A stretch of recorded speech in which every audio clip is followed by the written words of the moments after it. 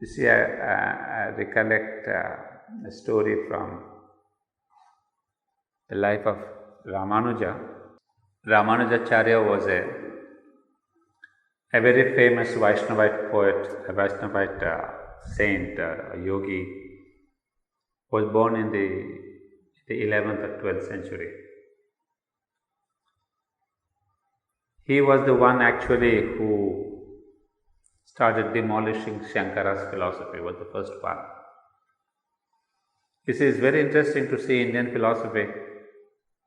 You see, Buddha came with his great philosophy of negation, which has spread all over India, endangering the Vedas and the Upanishads. Shankara comes and demolishes that.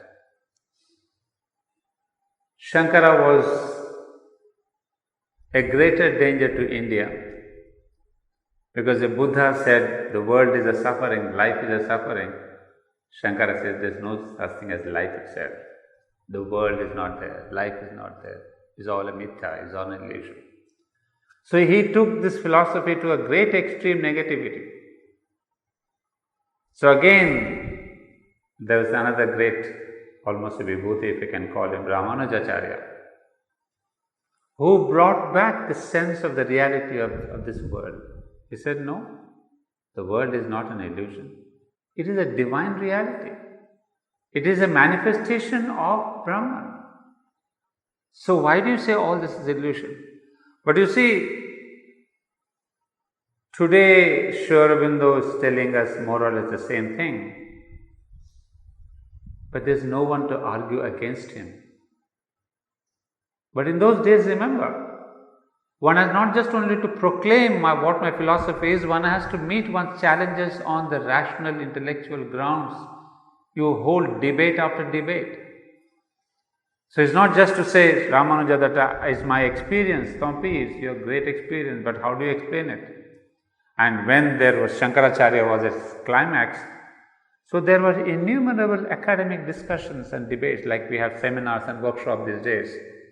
So he had to establish with rational proofs and supports that how this world is a reality.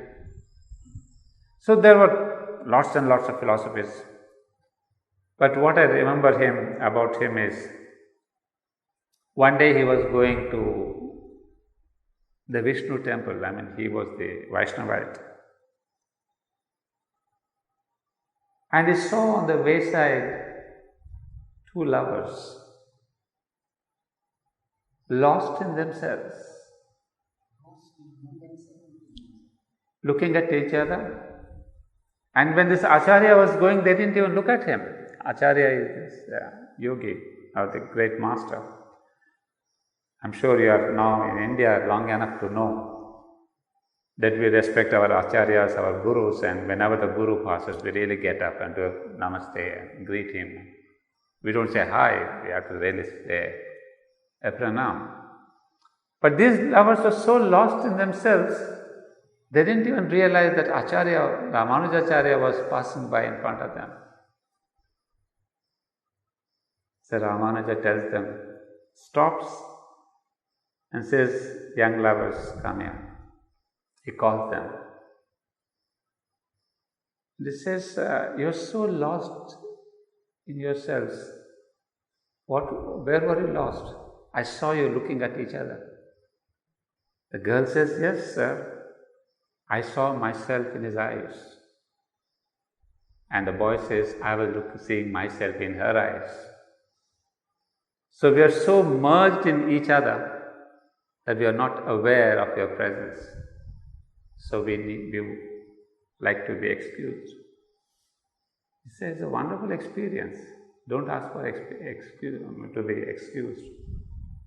This is what I'll tell you one thing. Come with me to the temple.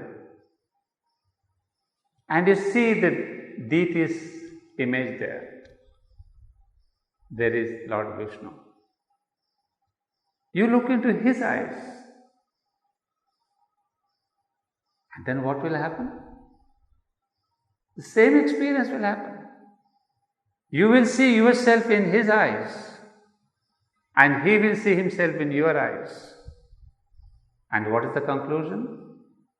you would be lost in the divine. So you would like to be lost in your lover's eyes, or you like to be lost in the divine's eyes? Both the lovers say, no, Master. We come to the divine. So it was a very beautiful, practical example to say that when you really look into each other's eyes, it's a human experience to see each other in each other's eyes. He says, you look at the divine, same thing will happen. And therefore you have lovely pictures of the mother. I often see this and I feel exactly the same thing. So look at her eyes. You don't have to do anything. And then these are not just a photograph looking at us, because I've seen her exactly like that.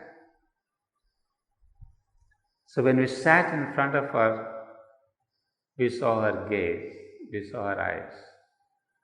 And I did not know philosophy at that time, but precisely that was the experience.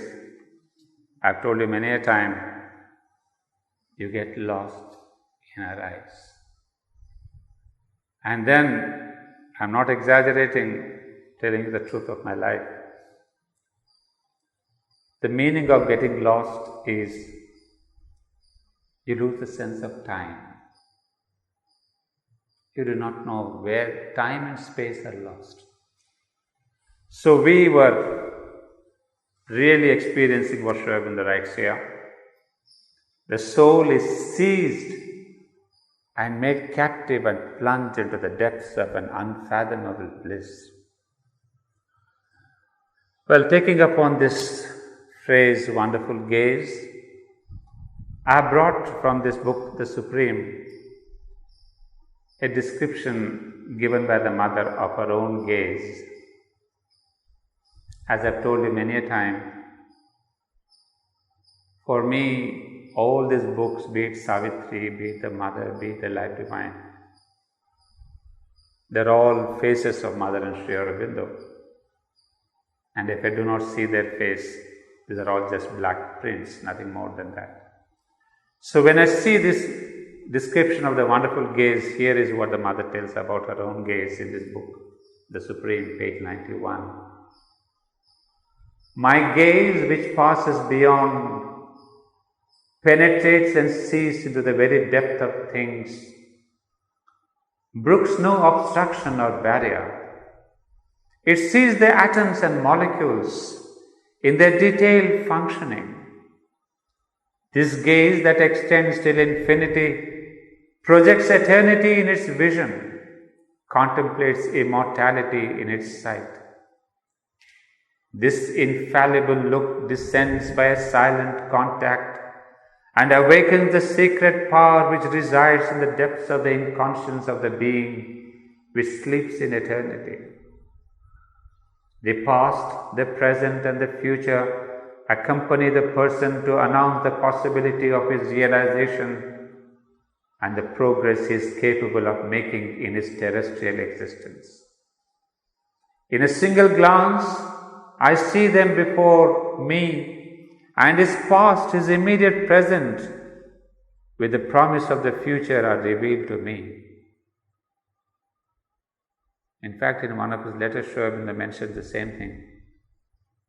He said there are three factors that bring you to the Mother: the psychic aspiration, your past birth, and your future possibilities. So I'm sorry I'm not able to get you the exact letters, I'll try to bring them next time. But what the Mother is describing is exactly what Sri Aurobindo says. That is what brings each one of us to the Mother. Not, of course, the external circumstances are created by the psychic to bring you here. Here means do not think of a geographical place, but to the Mother. So when she is saying, in a single glance I see them before me, and his past, his immediate present with the promise of his future are revealed to me.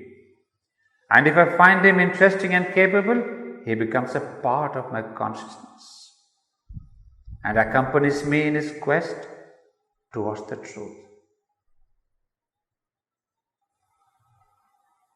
You see, it's so beautiful. Part of my consciousness.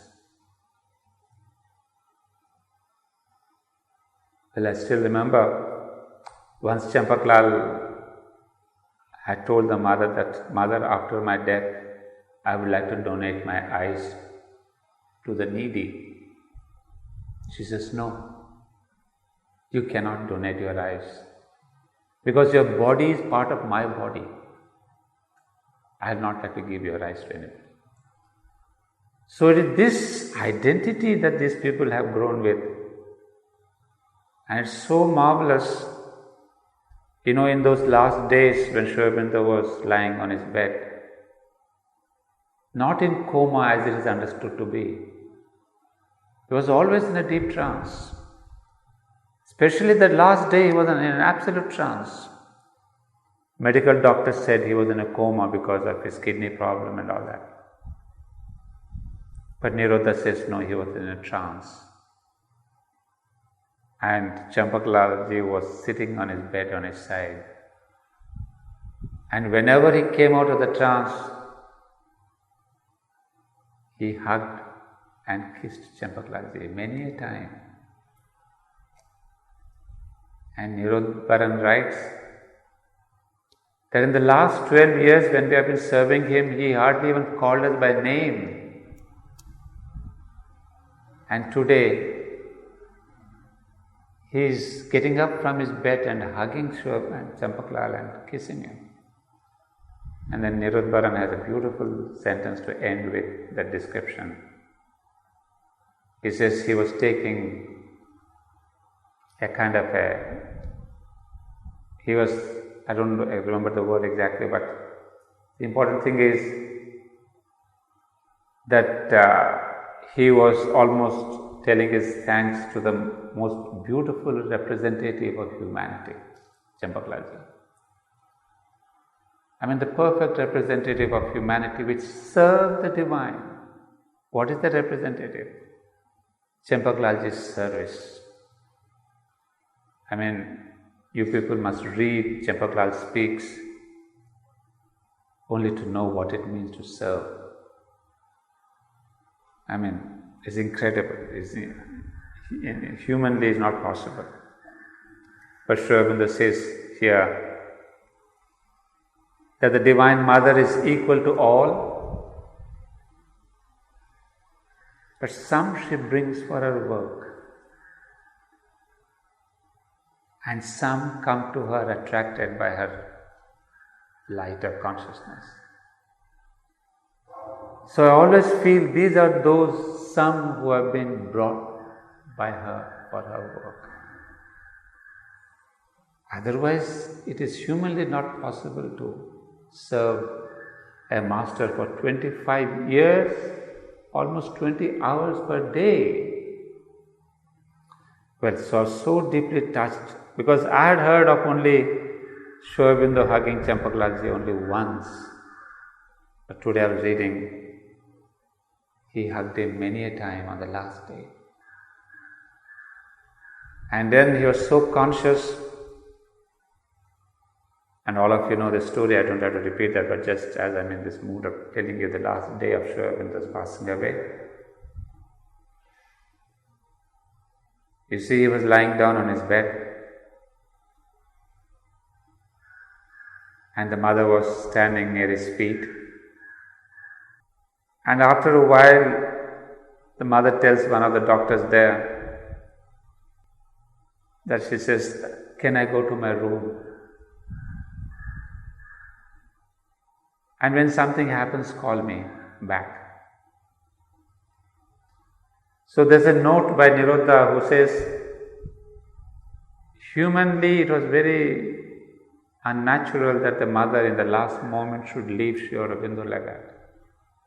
When it was expected that Sri Aurobindo is about to leave, and she leaves him on the bed and goes away. But then later the mother explains that as long as she stood there, Sri Aurobindo could not leave his body. There was a tremendous tension. Sri Aurobindo wanted to leave, and here was the Divine Mother who did not allow him to leave. So the mother sees that great tension, so she says, all right, I will go back to my room. So she relieves him of the tension. And then it seems Sri Aurobindo drew his hands on his chest. As all of you know, is the pose in which he died. But this detail that he drew the hands himself upon his chest, kept them like that. And then the mother says, the moment she left the room, he quit the body. So she says, I was there, so he could not go. And the most touching thing which we read later is that, it's only the mother could say that. She says after Sri Aurobindo passed away, she had to cut off connection with her own psychic being. She kind of suspended her own psychic being. She had no contact because she says if there was this contact, she would have left her own body. So she did not want to have this shock of Sri Aurobindo's going away. It's not a shock mentally, but for her, even that morning itself, it seems she was telling Amal Kiran that Sri Aurobindo would read your articles, and not on that morning, on the morning of 3rd of December. So she tells Amal Kiran that your articles Sri Aurobindo will read. Then next morning, 5th, early morning, 1:20, he leaves, 1:20, 1:25. So Amal Kiran asked the mother, did you not know that on the 3rd and 5th, Sri Aurobindo, 5th is what? 4th and 5th early morning. So the date is 5th, but it's midnight of 5th. So Amal Kiran asks her, you knew very well, you must have known. Then mother says, no. Even on the 3rd, it was not decided that he will leave. But that is what Amal writes, that it's an extraordinary mystery that this Divine Mother, you see his gaze, her powers, her charm. Even she was blank about this passing away of Sri Aurobindo. It was so secret. And Sri Aurobindo behaved so normal. He had this illness, he was not suffering, but he accepted this human suffering so easily, as if it is normal, there's nothing, no crisis that's going to come in his life or something is going to happen. So mother says, he kind of behaved so normally that none of us knew the decision that he was taking with him. So even on the 3rd morning, she did not know, or she was not let to know. And when it happens, she comes back, of course. But this is I was going to tell you about what the mother, how she stayed back. She says, it's only in 1969, how many days? 19 years later, that she had a relink with her psychic being. So imagine, I think there is a phrase called in French, hammer blow, avec une masseuse or something. It's a hammer blow. Hammer blow. So in French, the phrase is given in French, I don't remember. So it was like a hammer blow to the mother, Sri Aurobindo's passing away. The one who knew the whole thing. So it's very, very, very touching, the last moments, And of course, this all of us know Sri Aurobindo had said that when they decided, mother said, I want to leave the body. Sri Aurobindo said, no, I will leave. Then the mother adds in the agenda later saying, my body was infinitely more receptive, more capable than Sri Aurobindo's body. That's why Sri Aurobindo said, you have to stay back for the work. And she admits. There's no wonder that when the mother took birth in her physical womb of her own mother, she selected the elements, the gods and goddesses prepared the womb of mother's mother. So it is not that she entered any womb. So it was a womb prepared. We have seen all these stories of the Buddha, of the Mayas, how the Buddha is born. Maya gets the vision of the white elephant coming into a womb. These are not stories. Because we see in the mother herself that the goddesses prepared the womb for the coming of this Mira Alfasa into the womb. So the mother says, her body was something much more prepared than Sri Aurobindo. So Sri Aurobindo says, you stay back. Without you, the work cannot be accomplished. And obviously, that is the gist of Savitri and Satyavan. So Satyavan has to leave because it is Savitri's body which is much prepared. So mother stays back, Satyavan goes away, Sri Aurobindo goes away. Because the body that remains back, that does the work of transformation. So because and then Nirodharan, as you have already read somewhere, I'm sure. In those last days, it seems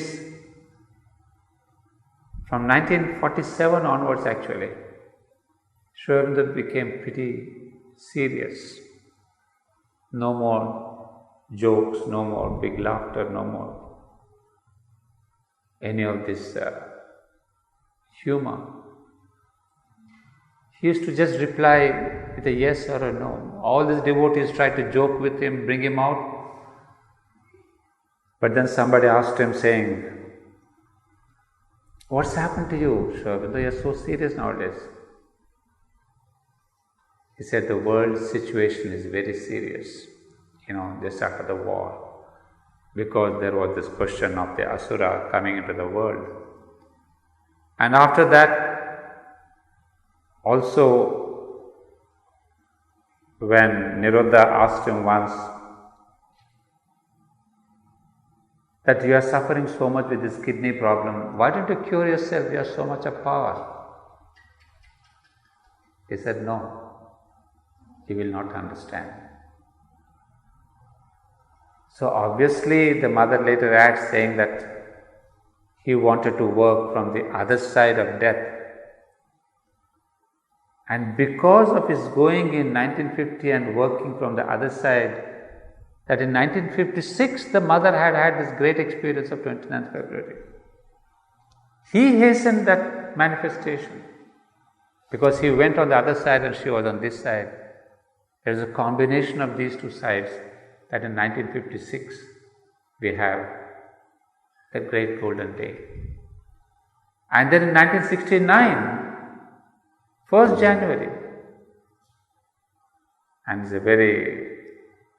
it's a wonderful year because I remember some of my correspondence in 69 with the mother where she indicates that there is the coming down of the new consciousness. So 1st January 1969 there was the birth of the new consciousness. So you see how much they have prepared the world. 50, 56, 69. So then she says, I welcome you all who want to participate in this new consciousness. So that arrived on 1st of January 69. So, friends, we are talking about a person, a beautiful relation. It's only then I can see that only he could understand her, she could understand him. So I'll just read out this para before we stop for the day. And in this way, I wanted to tell you one thing, I went off my mind. This is what I wanted to really started with saying. He becomes a part of my consciousness and accompanies me in his quest towards the truth. One incident that I remember, part of my consciousness, I remembered Champaglaji and went away into another narration, but there's another incident. Accompanies me in his quest towards the truth. There was Nolini Kanta Gupta, Nolinida, who really accompanied the mother in her manifestation of the supermind. I mean, she has a birthday message. She says, "You are keeping in pace with my process." So these were yogis who were keeping in pace with the mother's work of manifestation of the supermind. So in this way, I see many things simultaneously and nothing escapes my view, whether it is visible or invisible. All this unfolds itself in front of me and is projected in the terrestrial atmosphere only when I consent and give the order. I ignore many things which want to manifest, and I assign nature to make her own choice. And she has that impeccable way of bringing out in this universe all that wants to evolve. But when I see some things which want to transform themselves, I hasten their evolution. You know, each of my eyes works independently. One projects itself in the infinite to discover the future, and the other scrutinizes, sees, looks, surveys, explores, and arranges so that nothing escapes its vision in order to contemplate and to extend the grace. You see the same factor in these four aspects, Maheshwari and Ma Saraswati, who looks into all the details. In a single glance, I know the history of the person who is before me. All the elements which constitute his being, all the movements of his thought, his impulse, his activity, his attitude, his aspiration, his development, his possibility, all that governs his life, I know in an instant, in a flash of time. For me, this does not take time because his soul, his aura with his subtle body unfold and spread the consciousness wide open in front of me so that I may see them as clearly as possible. I do not examine them, but on his own he tells me everything that I want to know about him. There is one last paragraph here about this gaze. It is interesting that those who know me a little perceive how one of my eyes overflows with love, spreads light, charges, and illumines the atmosphere with the divine joy, expresses the supraconscious, changes and witnesses the course of events and circumstances, brings peace and hastens the divine manifestation upon earth.